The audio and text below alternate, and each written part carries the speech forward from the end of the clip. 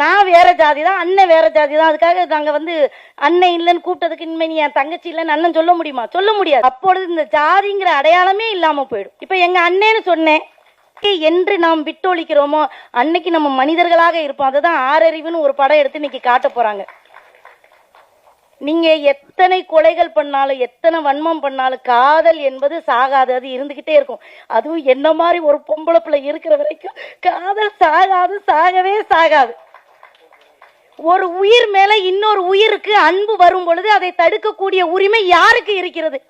யாருக்குமே கிடையாது. எனக்கா ஒருத்தர் மேல அன்பு வந்தா அது தப்புன்னு நீ சொன்னா நீதான் தப்பு, என்னைய கேட்டா அப்படிதான் சொல்லுவேன்.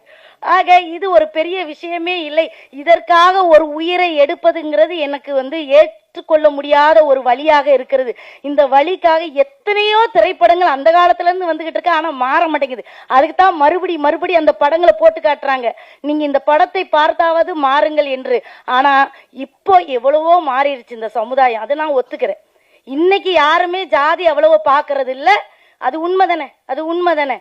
எல்லாரும் இவ என்ன பெரிய சொற்பொழிவு நடத்துவாங்க பார்க்காதீங்களே, ஏதோ என் மனசுல பட்டதுல பேசணும்னு வந்து பேசிட்டு போறேன். அவையெல்லாம் கை தட்டிட்டு இருந்தவே அமைதி ஆயிட்டான், கையை தட்டுறவே தட்டிக்கிட்டே இருல.